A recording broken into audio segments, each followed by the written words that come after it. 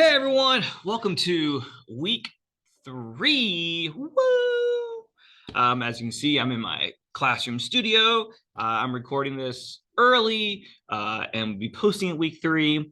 You'll be watching it, and then I will have a live lecture after this, probably. And I can have it any day. I mean, I'm posting this on however early I post this, and then I might have a live lecture on. If I post this on Sunday, I might have it on Monday, a Tuesday, or Wednesday. Give you time to watch it, give myself some time to grade some of your work, and then I'll be having a live lecture, and then you can join in if you would like. Fantastic.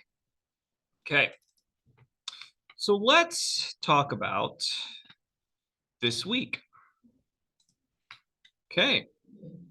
So this is our sheet. We've already covered these things. This week, today, I will be getting ready to grade the annotated bibliographies. Okay. And I'll be looking over the quiz 3 citations quiz. All right.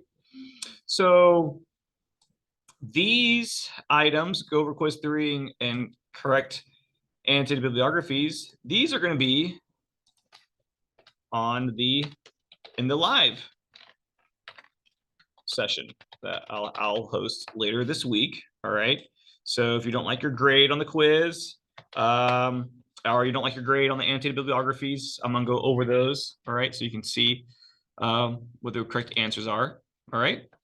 And this week, I'm going to be talking about constructing a works cited page from your annotated bibliography. If you didn't do the annotated bibliography, then that's going to keep you from being able to do the works cited page, since it comes from it. We're going to talk about writing an outline for your paper, and then we're going to talk about quotes. You have your sources, and then now we're going to discuss what's the best kind of quotes to pull from a source. All right.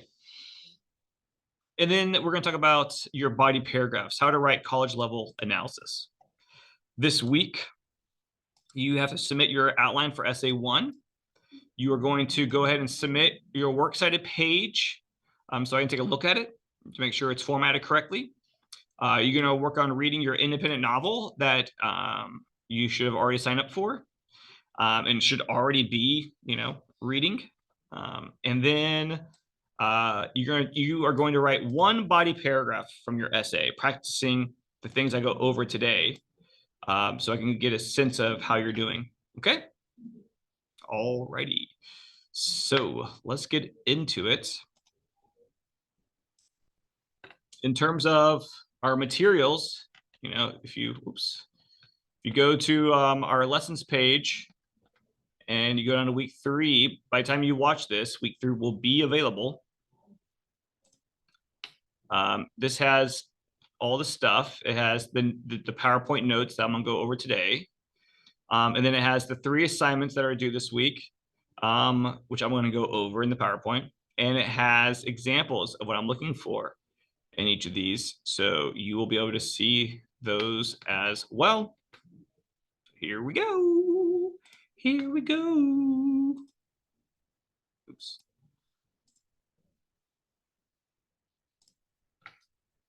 Okay.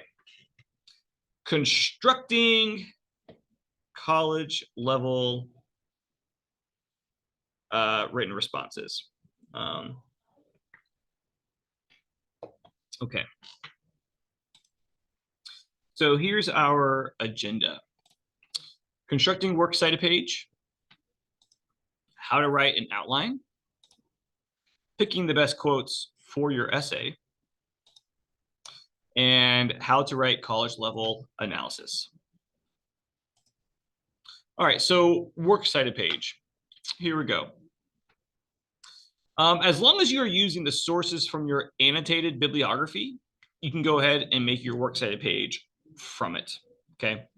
So this is your annotated bibliography. You have 4 outside sources and with paragraphs, and you have this header because this is an assignment all on its own, and so you know that like all assignments on their own have to be turned in with a header. Okay. So you have all this. It looks like this. Your sources should be alphabetized. All your entries into the bibliography should already be alphabetized based upon last name of the author. Okay. So what you're going to do is on this sheet, you're just going to change the title of annotated bibliography to works cited page. Okay. If the sources are in alphabetical order, as they should, then simply delete the heading on this area right here. Delete this. Delete all the summaries. All right. And then resave your document as SA1 works cited. And then post it.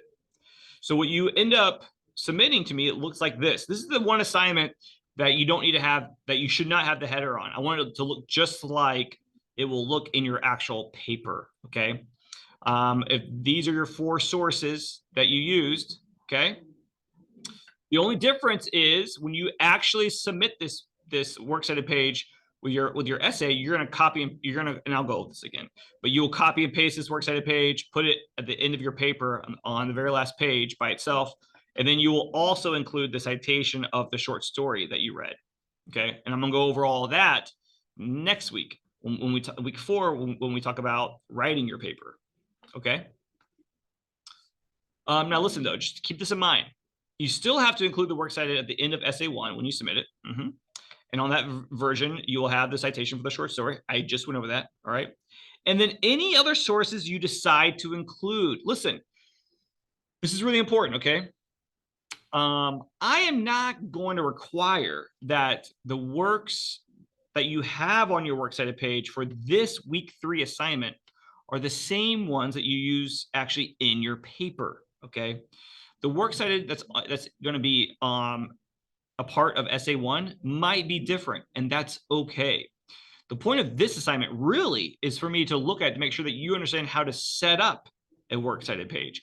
I'm going to be grading you the same way that I would grade you on the actual essay. The only difference is that this one assignment is only worth 1% of your grade, while your essay, is worth like 25% of your overall grade. So errors on this assignment mean barely nothing. And so like I'm gonna mark the errors so that way you can then fix your actual, make sure you don't make the same mistakes on your actual paper, because in your actual paper, that grade is really gonna matter. So these actual sources are not gonna be required to be on your final paper, okay? But if you don't use one of these sources from this assignment on your actual paper, then it should not be on your listed in the works cited page of your actual paper. Okay. I do want to emphasize that I don't want you to just think that like you'll take this works cited page and copy and paste it and put it into your paper. If you actually don't end up using some of these sources. Okay.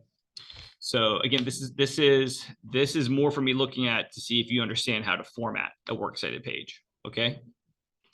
Hope that makes sense. Okay. Outline. So the next assignment that you're going to work on today or this week is creating an outline. For each essay, you will write an outline.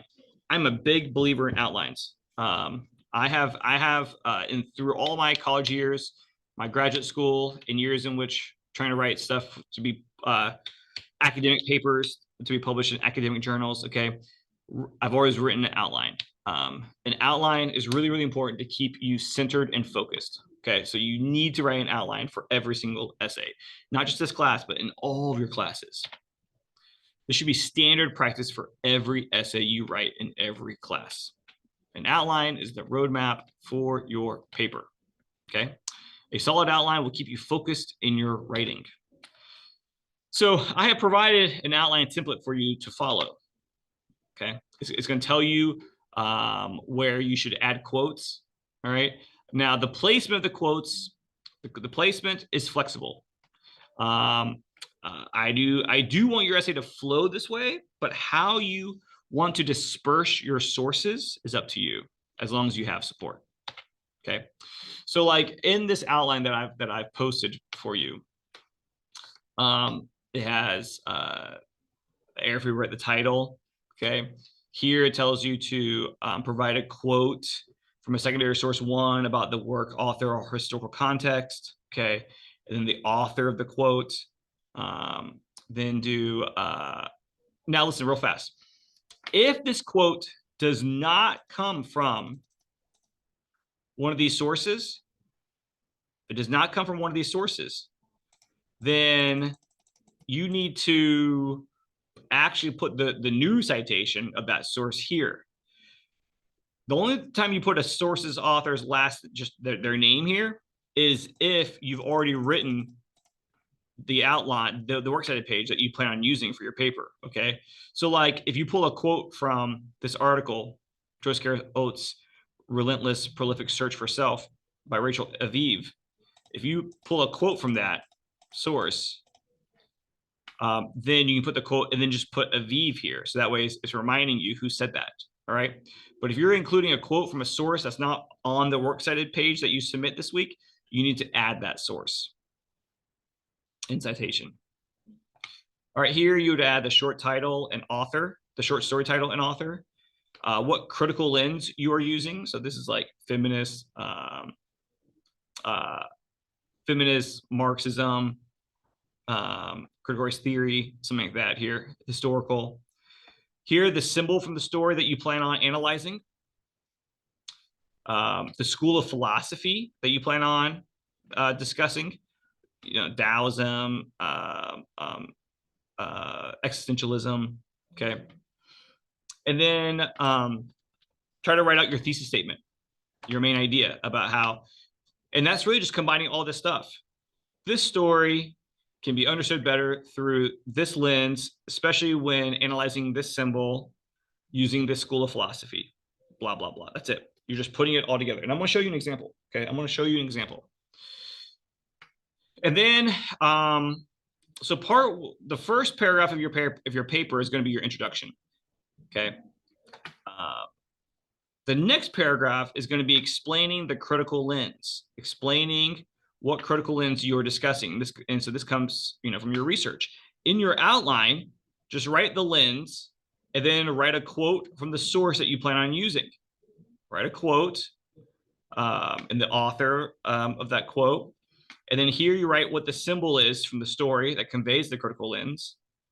And then a quote from the primary source, maybe about the symbol, or a quote from a secondary source that is about that same symbol. Maybe you figured out what symbol you want to use because you read some analysis of the story, and that source told you, hey, this is an example. This is a symbol in this short story, and so you could include that here. Then in paragraph 3, you're going to explain the school of philosophy, which you have to do some research on. And you're going to pull a quote from the secondary source about that school of philosophy. All right. And then paragraph 4 is connecting the philosophy to the book's theme, philosophical theme. All right. What it is that you think is the big theme of this short story. Oh, I put book. Sorry, I meant short story. This is a very similar outline that you're going to use for some of your future papers. And then a quote from the secondary source. All right. And then a quote from the primary source. These are this is where you would have specific source quotes, but you can also have additional quotes as well in different areas. All right. So there is some flexibility there, but I do expect that you have an introduction, that you have a paragraph on the critical lens, that you have a paragraph on the school of philosophy, that you have a paragraph on the theme, that at some point you discuss the symbol. Maybe you want to move the symbol. If you want to move the symbol from the critical lens paragraph to the school of philosophy paragraph, that's fine. Okay. Maybe you want to instead of beginning with the critical lens paragraph, you want to begin with the school of philosophy paragraph. That's fine. Okay. So like moving these chunks around is okay. Moving where you want to discuss the symbol is okay. All right. Moving where you want to have your quotes is fine, as long as they're all there. All right. And that you have a paragraph explaining the critical lens. You have a paragraph explaining the school of philosophy. You have a paragraph connecting the philosophy to the book's theme. All right. So there is freedom within these boundaries. All right, so let me just give you an example of what this looks like. All right, this is an example of my outline. I'm writing a hypothetical paper about the story of an hour, which the story of an hour, if you haven't read it, it's about a woman in the late 1800s. She's married to a wealthy man. She's young. She gets news that her husband has died in a train crash. And at first she goes to her room, and at first she's sad, but then she becomes overwhelmingly overjoyed with the idea of his death, because now she could inherit his money, because since she's a woman, she can't have a job on her own, and because she's a widower, that's still seen as respectful. So she won't ever remarry, and she will just live for herself. And so now she feels like she has all this like freedom. And then at the end of the story, he walks in through the door because he wasn't actually on that train that crashed and died. And when she sees him, she has a heart attack and dies. Okay, so that's called the story of an hour. All right, so here is my outline, and I have provided an example of this. I have this same outline here for you right here. Outline essay one. Outline essay one example. All right, I'll pull it up. All right, so here's my example that you have access to. You have it. Yours should look the same way. In fact, you can open mine up and then just replace everything with your stuff. So see here, I have my heading, I have my last name, Mr. Byers, the class, the due date. I have my title, which is I titled A Feminist and Existential Reading of the Story of an Hour. Okay. You can have a more creative title if you want to, or yours can be a simple as a Marxist and historical reading of, and then have the name of your short story. Okay.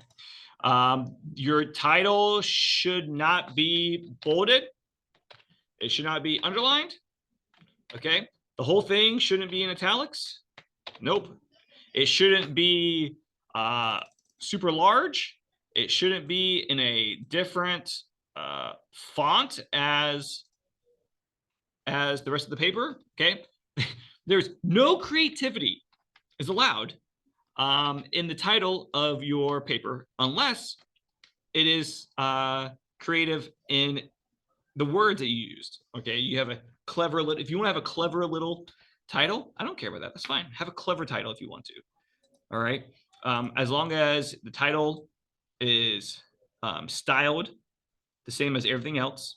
And if you use the title of the short story in it, you need to have quotation marks. Okay. All right. So introduction. Here I said to have a quote from a secondary source about the work or author. So I have this quote here. Chopin's works has often been condemned as shocking and immoral, was now often praised for its subtle its skill and its frank honesty, especially in portraying the often constricted lives of women. Actually, this should be Chopin's work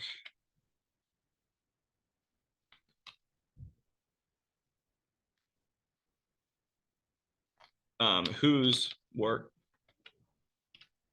which has often been condemned as shocking and immoral, was now often praised for it, was now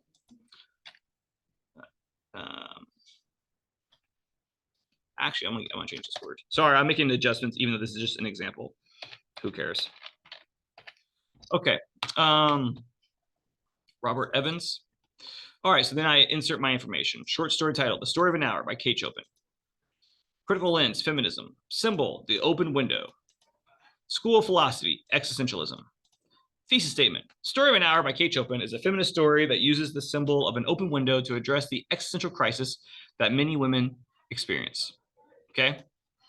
So it is present tense. All right. I have my critical lens, my philosophy, and my symbol all right there. Then for my paragraph 1, critical lens, I wrote here historical feminism. I have my quote from secondary source 2. The feminist perspective also enhances the reader's awareness of literature that dramatizes the double standard, political enslavement and disenfranchisement, social and economic injustice, by Mary Snodgrass. My symbol from the short story that conveys the critical lens, the open window. A quote from the primary source about the symbol. This comes straight from the story. There stood, facing the open window, a comfortable, roomy armchair. Into this she sank, pressed down by a physical. I try. By a physical exhaustion that haunted her body and seemed to reach into her soul. She could see in the open square before her house the tops of trees that were all aquiver with the new spring life. The delicious breath of rain was in the air. Okay, blah, blah. Now, this is a long quote. I'm not going to use this quote in my actual paper, but in my outline, it's fine. I can have a long quote, and then later on, I can figure out how I'm going to break it up, okay? So I have a quote from my primary source about this symbol. Secondary source. Louise sits in her chair and sees signs of life, which symbolize her own renewed sense of vitality outside her window. So that's another quote that I'm going to use by Robert Evans. Look, I have two quotes by Robert Evans. I have that one. And then I had this one. Okay, that's fine. You can have multiple quotes by multiple people. They only count as one source, but so what? Explain the school of philosophy. I've written existentialism here. In my research, all right, I used Galileo, so I went to the Britannica Academic. I found this quote that I wanted to use. Existentialism fluctuates between the concept of a destiny in which, like Nietzsche's amor fati, one accepts what has already been chosen, and the concept of a radical freedom whereby the choices are offered in an absolute indifference. Okay, I like that quote. It's kind of a long quote. I'm not going to use that whole quote, but I'm going to use chunks of it. So I have it in my outline. I plan on using it. Connecting the philosophy to the book's theme. All right, I wrote this myself.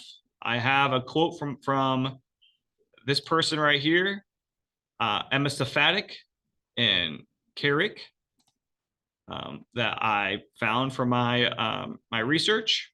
I have another long quote from the short story. I'm not going to use that whole quote, as you'll see. All right, so that's the end of my outline. It's the end of my outline. So that's what you're creating. I just want to see that, like, you have some quotes laid out.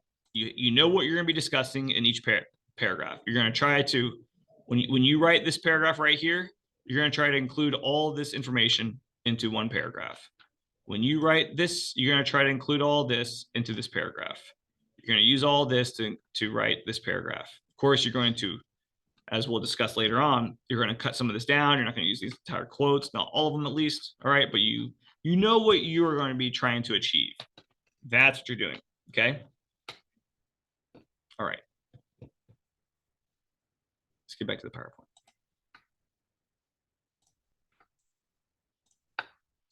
All right. So listen though, but in terms of your quotes that you're picking for your paper,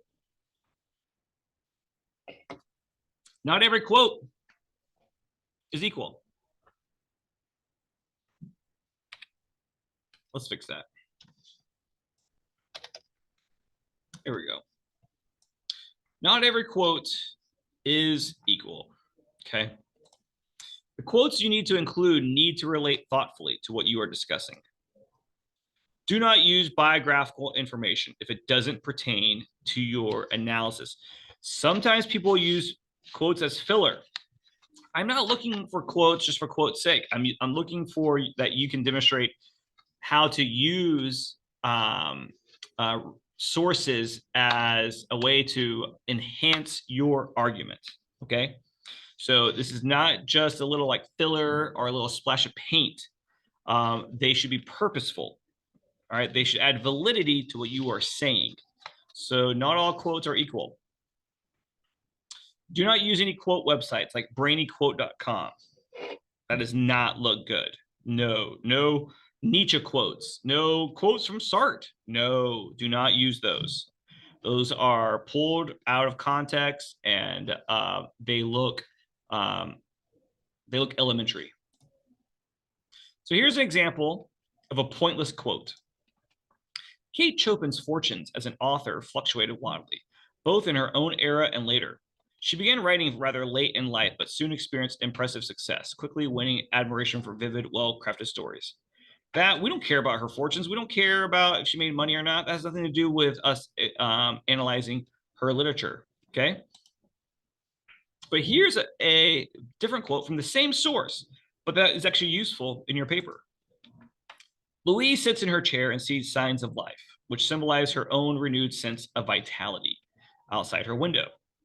This quote helps my argument that her window is a symbol. Okay, that this open window symbolizes her renewed sense of vitality. So that quote is a good quote for my paper. Her quote about her fortunes serves nothing in terms of my analysis. Another example, a useless quote. Today, Chopin's status as a major American writer seems unalterably secure. Few authors of her time, male or female, wrote as well as she or had a surer command of their craft. So what? Who cares? Useful quote from the same source,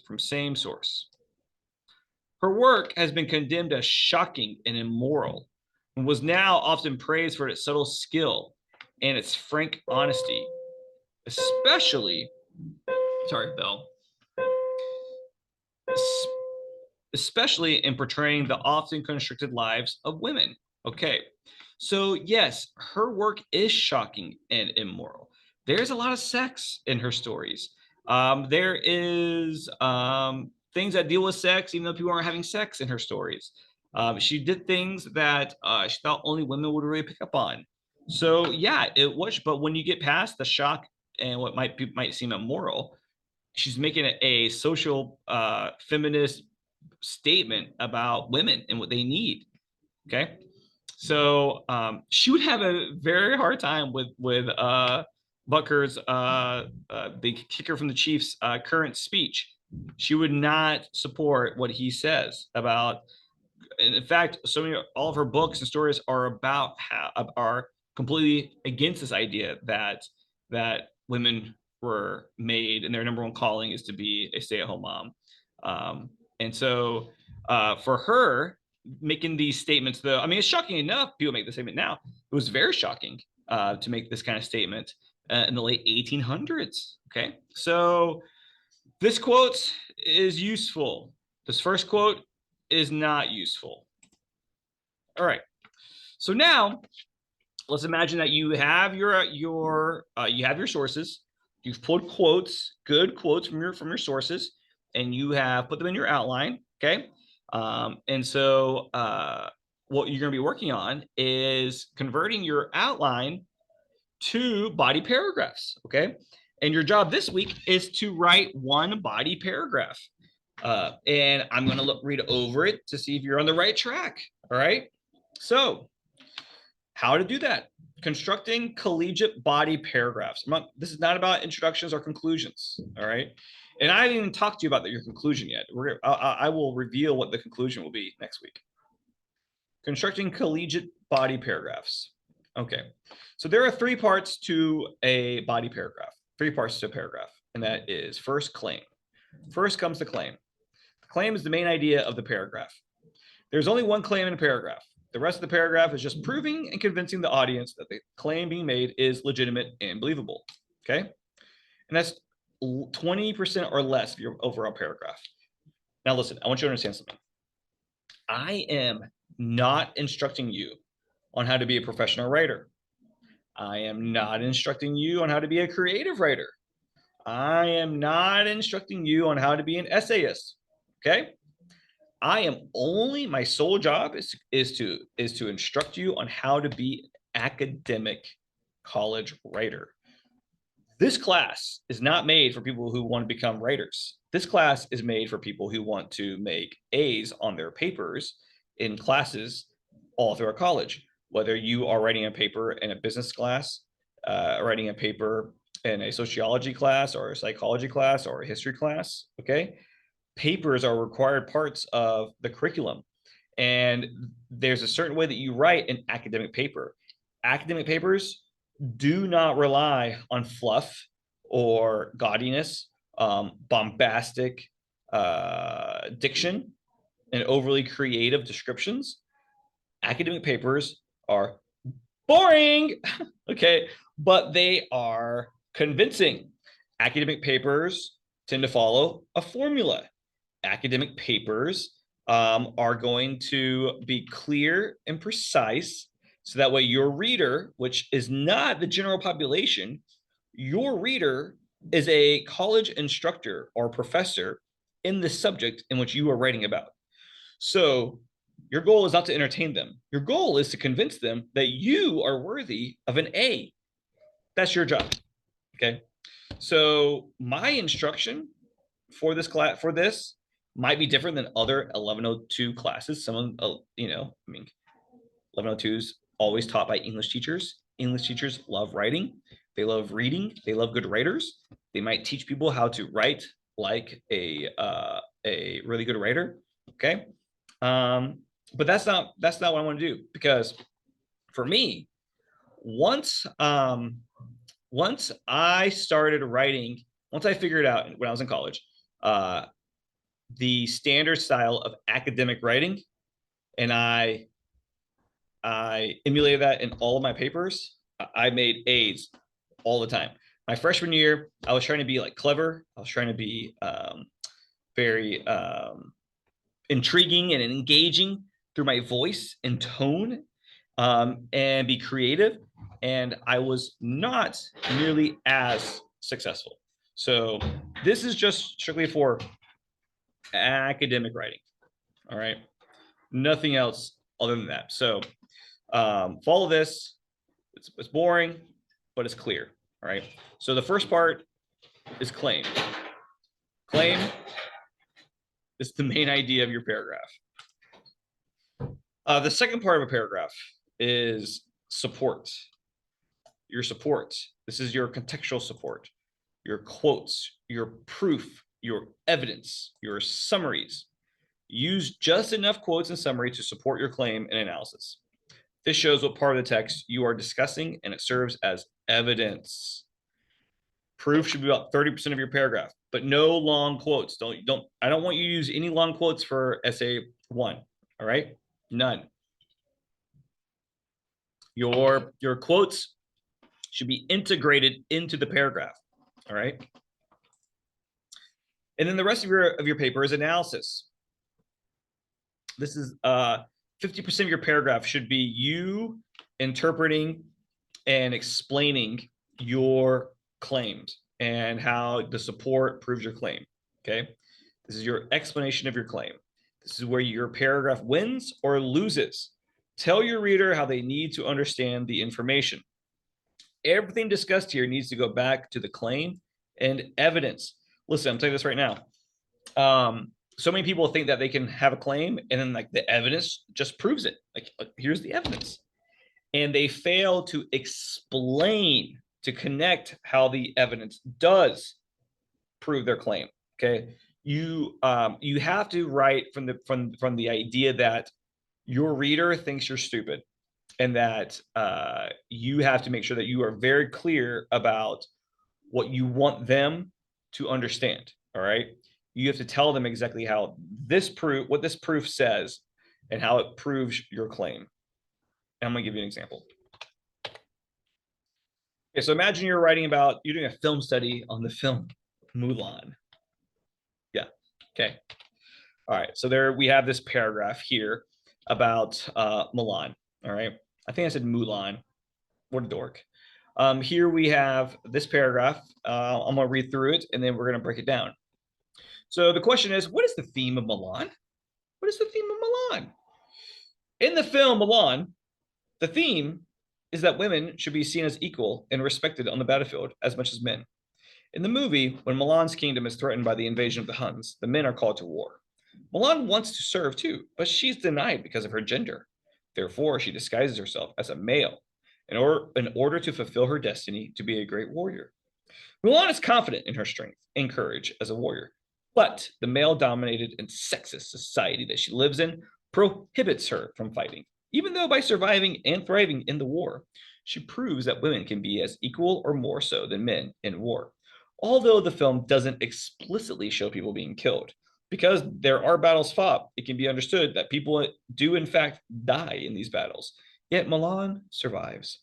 And if it is understood that she is the only woman fighting in this war, then that means she, a woman, has been more dominant in battle than many other male soldiers.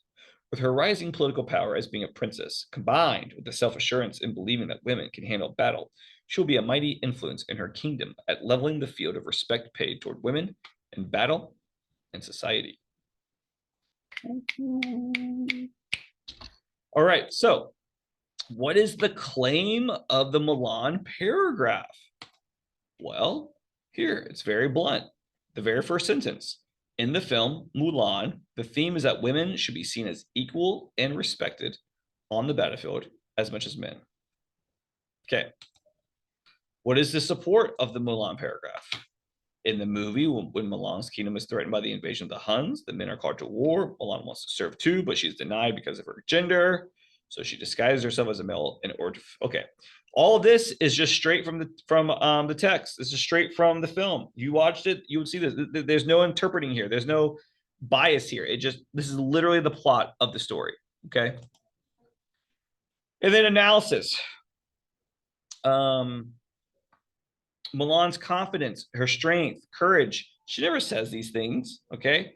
But we interpret that her demeanor must mean that she's confident, okay? It does not ever refer to the society as sexist, all right? This is an interpretation.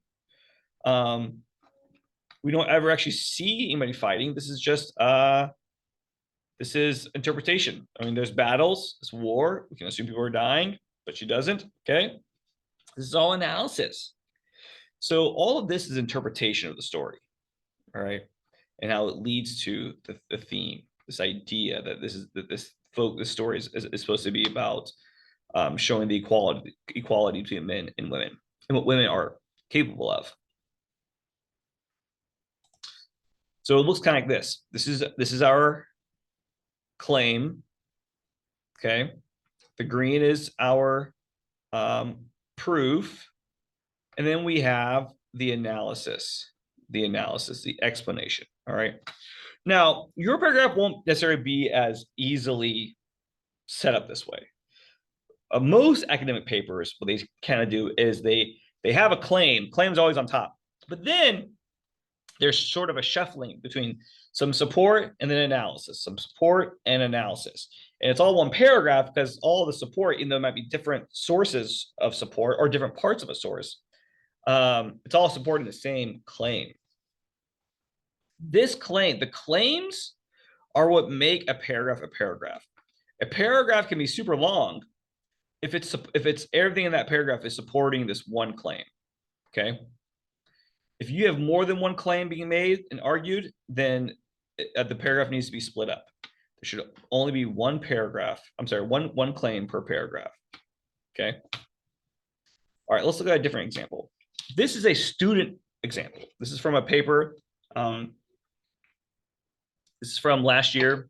Someone writing a paper about words on bathroom walls, which is a book that was made into a film as well. All right. This is similar to what you'll be doing.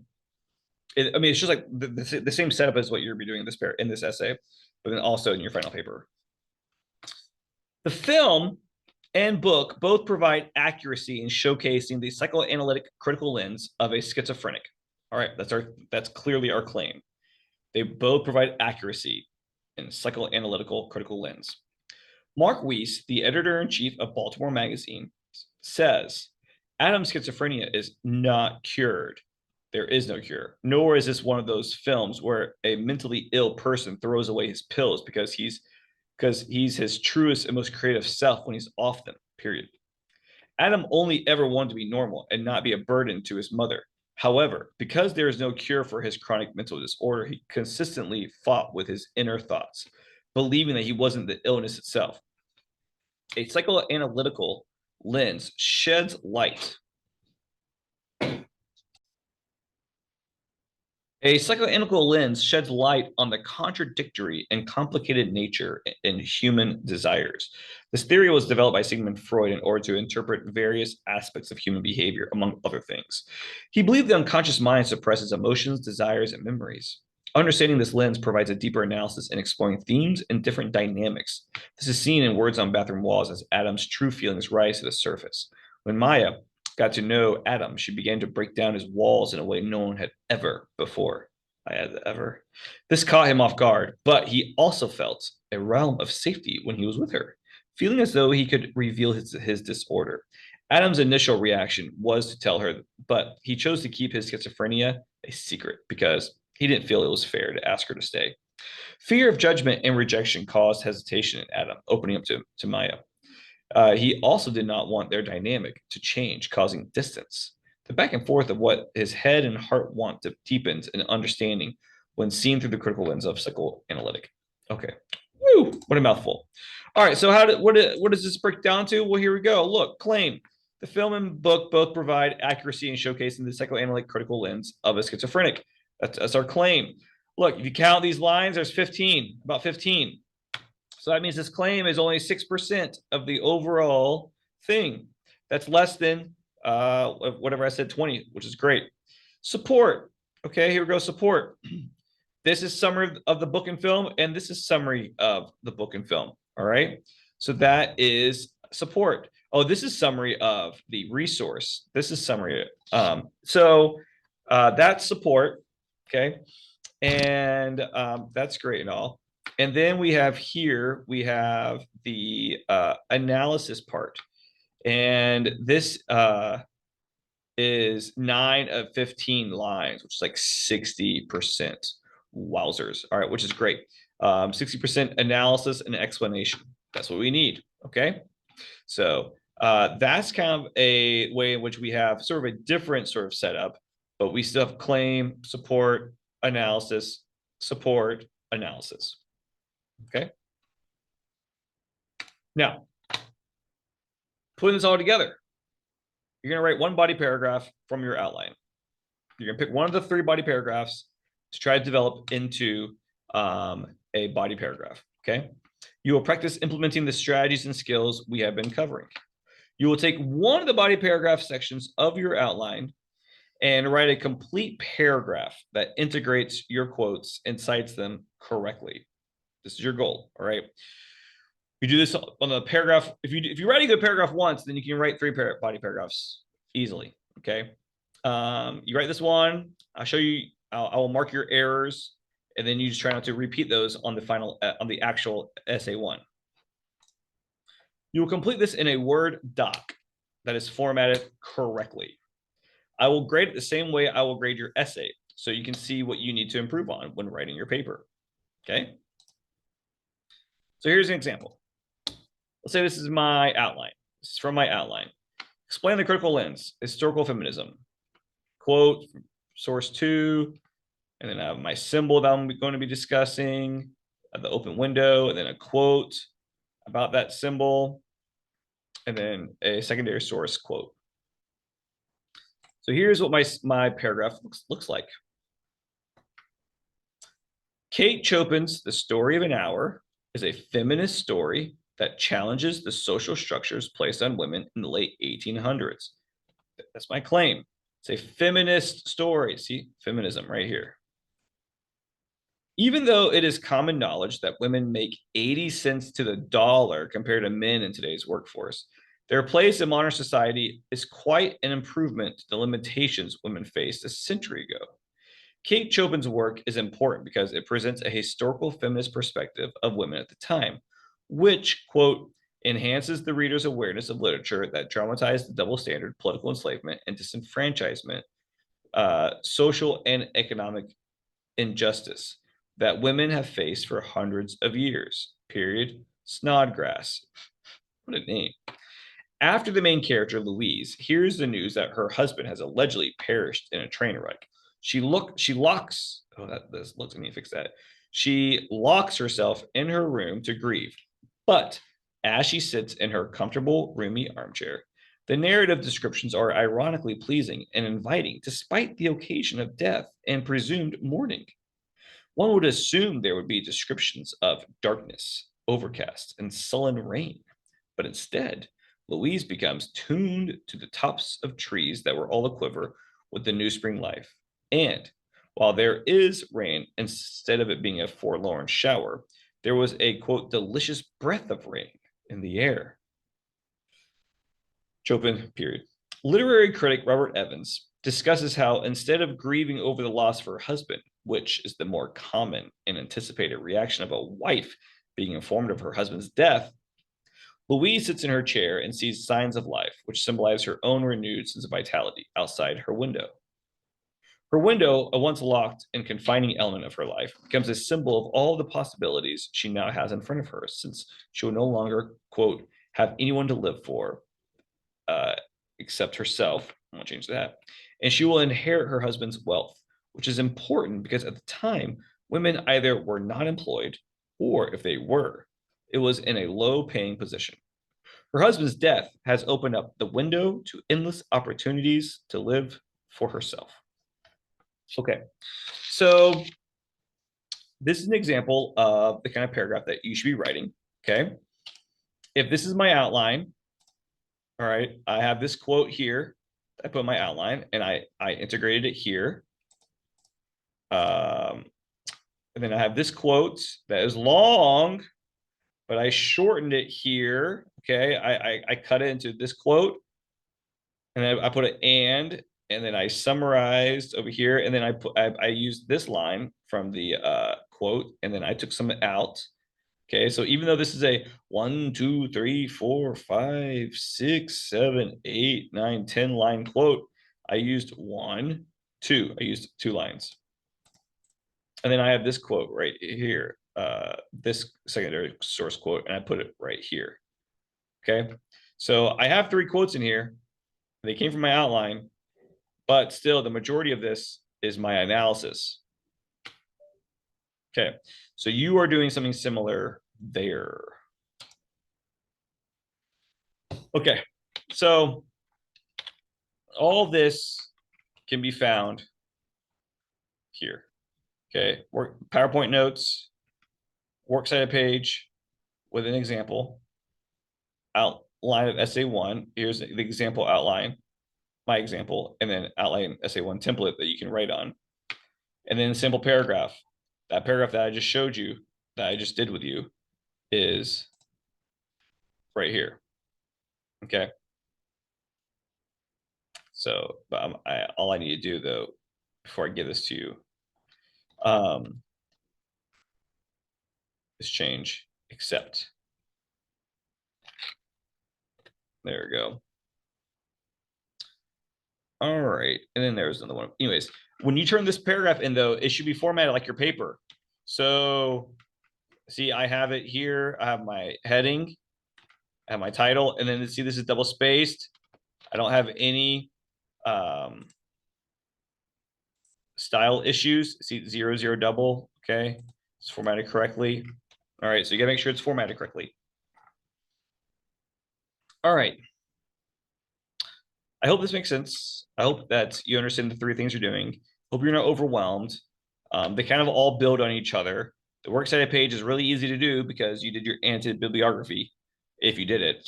And then the outline is, I have all of it there for you. All you really got to do, I mean, the outline, it should be really easy for you because all you have to do, you should already know, your story. All right, you already know your story.